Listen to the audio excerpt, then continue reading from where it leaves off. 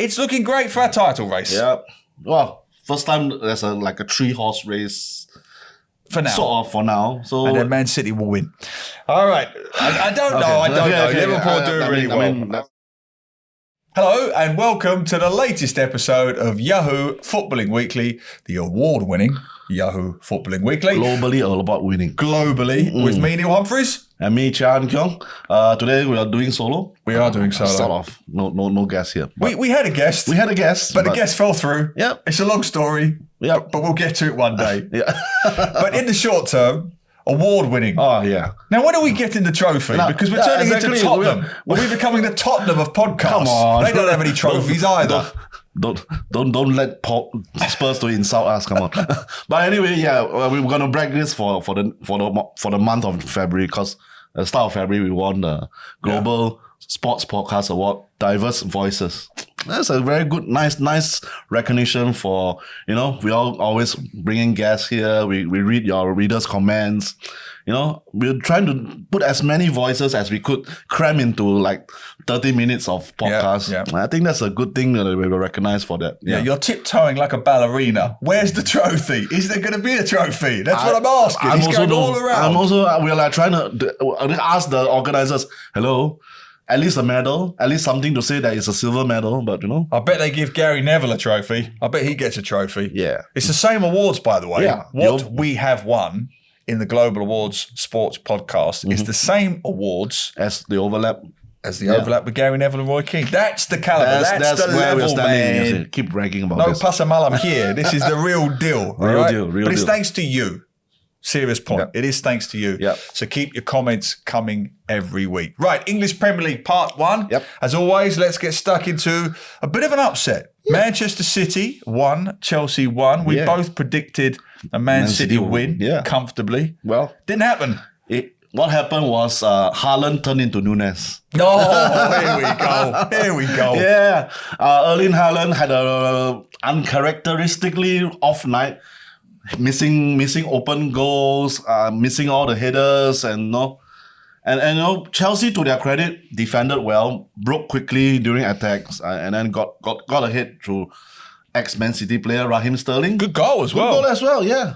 I mean, he has to score one eventually. He misses enough, right? Yeah. Nicholas Jackson also missing a lot. He's also another Núñez. But okay, so. And they scored, and then Man City suddenly woke up in the second half, bombarded Chelsea again and again, and finally in the last 10 minutes they finally got an equalizer, but they couldn't get the win. So their game in hand advantage is essentially done. Even if they win their game in hand, they wouldn't overtake Liverpool at the top. So 3-horse race. Now it's a proper 3-horse race. Yeah, it's happening. But I don't think it's a lasting damage. I think it's just a blip on the roads. I think, judging from their second half performance, I think Man City, if they keep performing like that, there's no way they're going to lose a lot of ground. Yeah, 100%. I'm glad you said that. 100%, because the Haaland furore just shows you the hysteria of the modern media, right? I know we're in this 24-hour news cycle and we've got to come up with new crap all the time. But this idea that Haaland's in a slump, it's one game. One game. He still created 9 shots. Yeah. And as Gary Lineker said perfectly, a former striker, it's not how many goals you have, it's how many chances you create that you should be worried about. If he doesn't, it means he's hiding. Yeah. He's not hiding. He had 9 shots. He was so unlucky with a couple of last-ditch clearances and so on. His goal ratio is still the highest. Yeah. He still stands way ahead of everybody else. It was an off day. It happens. Don't panic. As long as he has the chances, keeps getting into the right positions. Exactly. The goals will come in. And there's one interesting statistics that I've seen this past few days. The top 2 players who miss key chances, they are tied together with 21 key chances missed over the season. Haaland and Núñez. There you go. Now, that means that they get themselves in the right position. Sometimes they are unlucky, but they get to the positions more often than not. But Haaland does score a lot more than Núñez. Just 3 goals more. Just 3 more goals. No? So basically, Liverpool, man, you're basically saying that Haaland and Núñez are about the same. Yeah. They're about the same. About the same. No, lah. I mean, this. but to be fair, okay, that means that the top strikers, they will also miss key chances during the course of the season. But they will just keep going. They just keep going. And then that's the hallmark of being a good striker. It really is that simple. Lineker says it. Shearer says it. Rooney has said it. Yeah. A striker who is off form or a little bit shaky in confidence, you can just hide slightly. You just time your run to be a little bit slower. So you're just behind the defender and you just don't quite get there. That's a striker lacking in confidence. Haaland doesn't do that. No. He shoots, he misses, he moves on. He shoots, he misses, he moves on. He will score. Yeah. Don't worry about that. And look, the other thing I wanted to say about Chelsea, look, people forget that Chelsea do have a good squad. Yeah. Even a broken clock is right twice a day, right? So, Caicedo had a very good game in midfield. He was solid, but he's a good player. He's just in a squad that's been a mess. Palmer was very good. So those 2 players, they bullied Manchester City in the first half and they struggled to deal with it and they did in the second half. But this is what Chelsea is supposed to be doing. They're $1 billion squad. Yeah.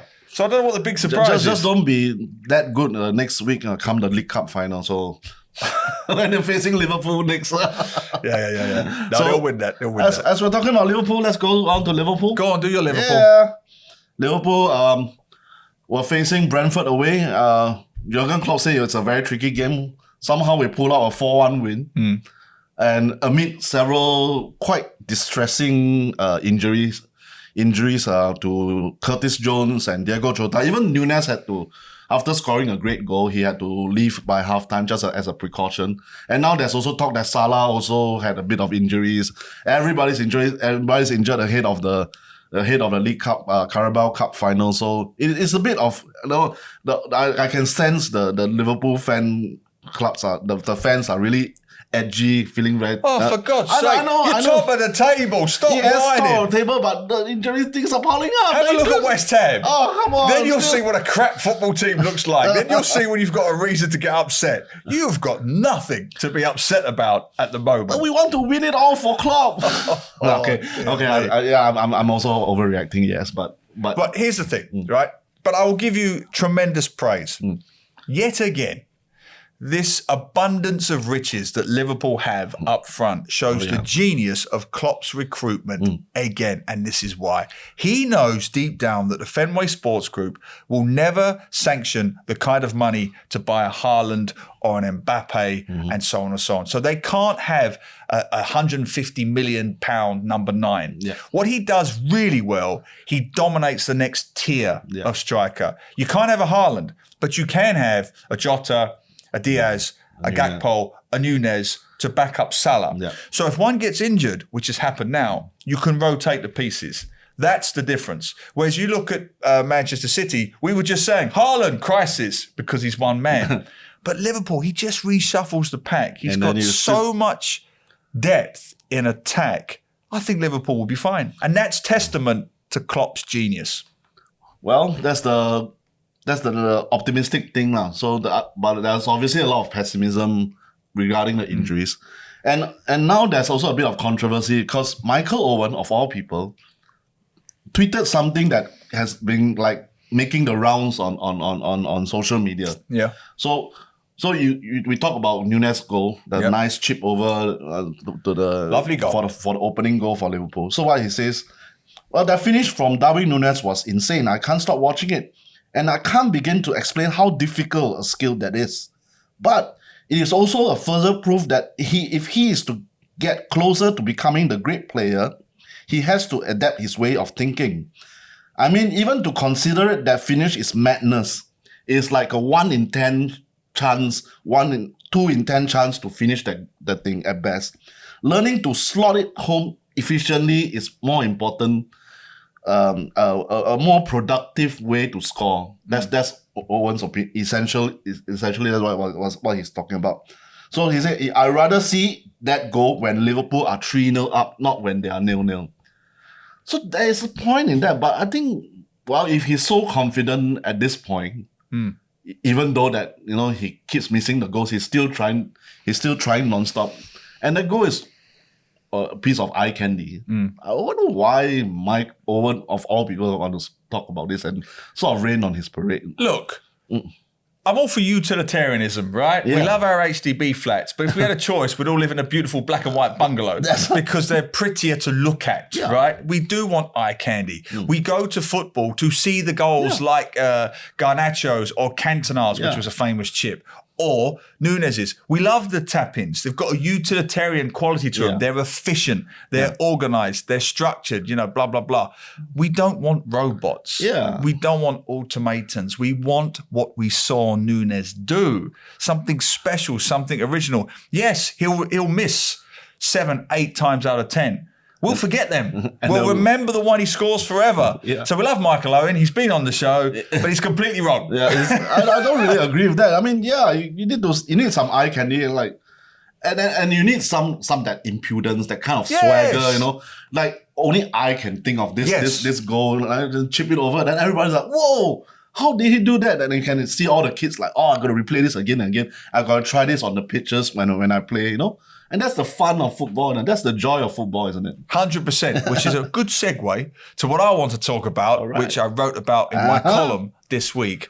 Højlund. Rasmus Højlund. I like this kid. I really do like this kid. And you all made fun of me at the start of the season. You all made fun of me. Yes, you did. James Wharton did. Lots of our regulars did when I said that Man U had the best transfer window, which was absurd. I'll admit that, right? Okay. Because if you remember, I picked Højlund, I picked Mason Mount, and I picked Onana. Onana's recovered a little bit. Mason Mount is injured. And never mind that. Focus on just one. Højlund. Okay. I tell you why I like Højlund, because as I wrote in the column, Rasmus Højlund is a proper Manchester United player. He scores 2 goals so matter-of-factly. One was great, the chest. The chest is great. Levels. That's a Manchester United player. Your word, impudent. I like that. Manchester United, annoyingly, have always had the monopoly on impudent players. George Best, Cantona, Ronaldo, Beckham, class of 92 and so on. Yeah. And they've got it in this kid. The way he swaggered over after his 2 goals and had the the interview, he was so laid back. Yeah, I scored 2 goals. Yeah. That's what I'm here for. That's my job. Move on. They haven't had that kind of authority, that kind of swagger in their team since Ferguson retired. And I think for the first time, Manchester United supporters could be slightly optimistic with this kid. Yeah. And Manchester, Man United in whole have been starting to piece their season back together. There was a lot of uncertainties in the first half of the season, and they're struggling badly. But now that sort of Jim Ratcliffe has sort of more or less confirmed that they're trying to get the Newcastle sporting director and everything to stabilize everything. They're starting to play a bit more. Yeah. The wins are coming in. They're not the final product. Yeah, we know that. We know that. And that's perhaps a microcosm of Højlund's career at Man United. Now it's slowly picking up. Everybody's stable. Everybody's have sort of more calmer. There's no undercurrents of uncertainty. He's able to express himself and become a bit more. And I thought it was the first time they were mostly injury-free in attack. And you had Garnacho and Fernandes and Rashford serving him, serving the kid, 21 years old, and he's now the focal point for their attack. I think he scored 6 goals already. Record-breaking 6 goals. He's the fastest player to reach 6 consecutive goals. That's right. So things are looking up for Manchester United. And things are looking up for Arsenal. Now, public service announcement. All right.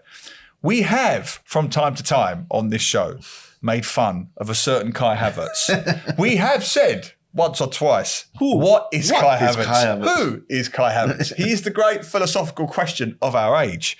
He might be answering them. I thought he was exceptional against Burnley. They won 5-0, obviously.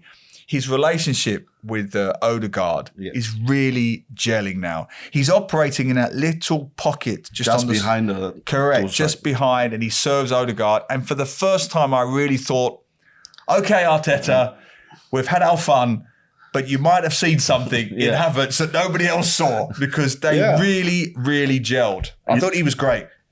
You know what's their secret? I think it's probably they went to Dubai for the warm weather training. Yeah. And then they came back, 5 matches, 21 goals, 5 wins on the trot, and 2 considered.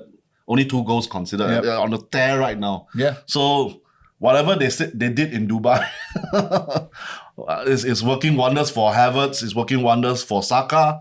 I think he had a slight blip just before the new year, and then but it's coming back as good as ever. Martinelli is as good as ever. Odegaard has also pushed on.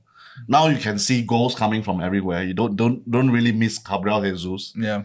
And like we kept saying that they don't have a proven striker, but when everybody's contributing goals, they can sort of just sort of keep chugging along and be in the title race. Well, I can't be a hypocrite, right? I can't say 1 minute, oh, Liverpool's fabulous because they've got this abundance of attacking riches and goals from everywhere. Right.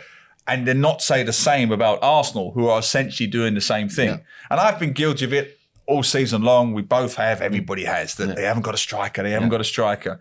But they're scoring goals for fun. Yeah, no, 6-0, then 5-0. That's it. And Havertz and Odegaard are linking up so well, and the goals are spread out across the pitch. It's looking great for our title race. Yeah. Well, first time there's a 3-horse race. For now. Sort of for now. So and then Man City will win. All right. I don't know. I don't know. Liverpool do really well. All right. But let's talk now, briefly, about West Ham United's next signing. All right. Of course, I'm talking about Kylian Mbappe. Next signing, yeah. Yeah. He's leaving at the end of the season. He's confirmed now, arguably the greatest player in the world. Messi's on the downward slope, Ronaldo. Who else is there? So arguably among certainly the top 3 players in the world. But he's leaving PSG finally. What do you think? I thought, okay, here's my unpopular take. Okay. I thought he's a bit overrated, and I think he's obviously overpriced. Okay. Well, he'll be free now. It'll be a free transfer. But still, the salary will be a killer. I mean, you see his career in PSG. Paris Saint-Germain will walk away with the French league titles easy because they are so far ahead of the rest of the clubs. But in Europe, in the Champions League, where they are perennially there, they couldn't even cross the round of 16. Every time they reach the round of 16, they're out. There's only 1 year which they went all the way to the final, but they lost to a much superior Bayern side. So that's all this time Mbappe was there. I mean, if he's that great, if it's worth that much that is paid for, he should have led them to at least a title. But I might be a bit strict on it, but I feel that supposedly he goes to Real Madrid, as everybody says. Real Madrid have been wanting him for years. He has Vinicius there. He has Jude Bellingham, two youngsters who are who are so far this season have proven themselves their worth and true. Rodrigo is good. Rodrigo as well. Can he be the top dog? No. So, I agree with that. Yeah, no, I don't know. Yeah. But as an attacking quartet, Rodrigo, Bellingham, Vinicius Jr. and Mbappe. Well, Real Madrid's going to be scary. And don't forget, Real Madrid are also going through a period of transition. I mean, the only thing I'll say about Mbappe is, I agree with you, by the way. I agree with you. I remember 2018 World Cup when he was a phenomenon. I mean, he came through and he was just running from the halfway line and running through. Was it against Argentina famously? Oh, yeah. He was just running through the whole squad. And you thought, this kid he's like manna from heaven. Where did he come from? He's a freak. I agree with you. He hasn't quite lived up to the potential. And I felt if he stayed at PSG forever, he was going to go down that Neymar route. Path, exactly. He's got that entourage around him who jokingly call it prison Saint-Germain, right? So he's got this entourage around him and he's making so much money for himself and his entourage. Yeah. I just thought he'd got a little bit too comfortable. Yeah, I really feel that if the next club he goes, he needs to prove himself that he's the best. Yeah. He needs to say, well, I've earned so much and now all I want is a lot of titles. major titles and he goes on a tear. Yeah. Hopefully he can do it with Real Madrid, and nothing against Real Madrid. That team will be scary if he ever joins. There's talk of him Liverpool, but I don't think Liverpool. No, there's no way Liverpool will be able to afford. Not a chance. He won't go, and I tell you why he won't go to English football. I think he's too intimidated. I genuinely do. I think because it's a strong league, it's the best league in the world. I'm not entirely sure it suits his game. Yeah. And also it's been alluded to many times that he was a Real Madrid fan. Yeah. Growing up. So let's see. I mean, the final point on that makes me laugh, this so-called lack of loyalty and how can a French player leave the French league? They've always done that. If you look at France 98, the winning World Cup side, they either played in England, mostly at Arsenal, they played at Juve, in the case of Zidane, and then he went to Real Madrid, or they played in Spain. Hardly any of the major French players play in France. But Mbappe was kind of like viewed as like in Paris Saint-Germain when the Qatari owners, they feel that he's like, wow, we pluck him from the Paris neighborhood. It's like he grew up in the Paris neighborhood. Via Monaco. So it's like via Monaco. And then it comes, and then when they got him, it's like, wow, he's like our, it's like representative of Paris. And that perhaps it's very political. Even President Macron spoke to him and asked him to stay at Paris Saint-Germain. Look, if he didn't have Qatari money, he would have left years ago, right? It's over. He's leaving. He's going to West Ham. But what do you think? Send all of your comments too. Yahoo Southeast Asia on YouTube, Yahoo SG, Yahoo_MY on Twitter, Yahoo SEA on TikTok. Right, we better finish with some predictions because my excited man beside me and the director behind the camera, they've got a bit of silverware to come this weekend, baby. Chelsea. A day out of Wembley. With a very small, insignificant Carabao Cup final. Okay. I mean, obviously, I'll be rooting for Liverpool. But the last 2 times when we met Chelsea in the final, it was 0-0, and then penalties. Yep. So terrible final. It's terrible final. Yes, you're right. So I hope we don't. I hope Liverpool don't go all the way there. Just finish Chelsea off in 90 minutes, maybe 1-0, 2-0. I'll take it. I'll take any score. But Chelsea are on a good form. I think they finally starting to click under Pochettino. Yep. Last few games they've been like, I know Liverpool beat them 4-1, but after that 4-1 win, the next few games quite decent. Chelsea. So I don't think they will be pushovers. I think the key will be in midfield because their midfield, as I mentioned there, Caicedo did really well against Manchester City. That was the Brighton Caicedo. So I think it'll be really close in midfield. I think it's going to go to extra time. I think it's probably going to go to penalties. Oh no, please don't. But Liverpool will win. I think Liverpool will win on penalties. What are you going for? I'm going for 1-0 full time. All right. Jay, director, Liverpool win, yes or no? 3-0 Liverpool. 3-0 Liverpool. Steady up. 3-0 for the director. All right, Liverpool. Let us know what you think. Right, Arsenal-Newcastle. Tough. This is a tough one. Newcastle, though, are a bit mercurial. They're up and down. This year, they're more up and down. Last year, I thought it might be a tough match. And I also think it's, is it Dan Ashworth, the director of football, who's done a tremendous job, by the way. That will be a great signing for Manchester United. Yeah. What he did at England, Gareth Southgate is now reaping the rewards now. He did it at West Brom. That's right. Brighton, he revolutionised the club, which is why they've had that production line, stabilised Newcastle. But him leaving, Newcastle, I think it's going to destabilise them a bit. I know it's not going to affect them in the short term. I still think Arsenal, too good at the moment. I think 2-1. Yeah, 2-1. 2-1 for you, right? Bournemouth, Man City, easy. Man City, hat-trick for Haaland. He'll be back. Hat-trick misses for Haaland. No. He's not Núñez. He's not Núñez. I'll go hat-trick for Haaland, 4-1 to Man City. 3-0 for Man City. Brilliant. Yeah. All right, guys, that'll do it for us this week. Do join us, as always, in part 2, where we'll be getting stuck into Singapore football and the possibility that the Singapore Premier League may or may not have a new 10th team. All right. Find out in part 2. See you there. See you.